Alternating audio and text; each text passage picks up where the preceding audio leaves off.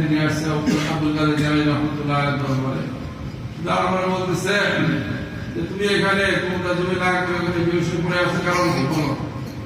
বলল যে হুজুর আপনি যে কাজ দিয়েছিলেন আমি তো গেছি, যাওয়ার পরে জঙ্গলে বিন্দরে যেখানে যাই পাহাড়ের ধোয়ার মধ্যে আমার সর্বদাই মনে হয় আমি একা নাই, অবুয়া মাহবুব আল্লাহ তো আমার সাথে আছে, আমি দ্বিতীয় জায়গায় কোনো জায়গায় একাকি পাইনি।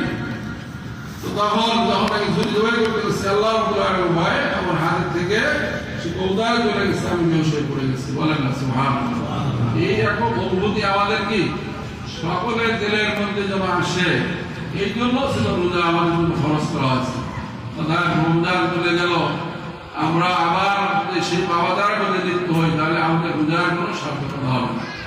সম্মানিত মুসলিম ইসলাম সময় বেশি আমাদের কাছে নাই, আমরা সকলেই খেয়াল করবো। আজকে আমরা ঈদগাহ যেমন আসছি, গোসল করে আসছি, নিজে কাপড় পরে আসছি, পায়ে হেঁটে আসছি, আমাদের জন্য এমন একটা দিন অপেক্ষা করতেছে যেদিন আমরা নিজে গোসল করতে পারবো না। আমাদেরকে কি করা হবে?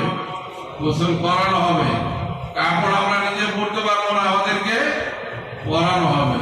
আমরা নিজে কিন্তু আল্লাহ বলে যে আমি তোমাদের শান্তি তোমরা যেখানেই থাকো না কেন, আল্লাহ রাব্বুল আলামিন পবিত্র কোরআনে বারবার বলছেন ওয়াত্তাকুল্লাহ ওয়া'লামু আন্নাল্লাহা বিমা তা'মালুনা বাসীর। আল্লাহরে ভয় করো, তোমরা এই কথা জেনে নাও আল্লাহ তাআলা তোমাদেরকে দেখতেছেন, যা আমল করতেছেন। এই অনুভূতি মাহে রমজানে আমাদের ছিল বিদায় বদ্ধ ঘরের মধ্যে, ফ্ল্যাটের মধ্যে দরজা আটকানো, বাসায় কেউ নাই, ক্ষুধার্ত, পিপাসিত, খাবার ছিল, স্ত্রী ছিল, সব কিছু পরিহার করছে। কি কারণে? বলে না আল্লাহ দেখতেছে। এই এক মাস এই আল্লাহ রাব্বুল আলামিনের সিয়াম সাধনার মাধ্যমে এই প্রশিক্ষণ আমাদেরকে দেওয়া হয়েছে যে আমরা যেন এই ভাবটা গোটা বছর আমাদের প্রতিটা কাজের মধ্যে যখন করতে যায় আমাদের দিলের ভিতর এই ভয়টা আসে। কেউ না দেখলে কে দেখতেছেন?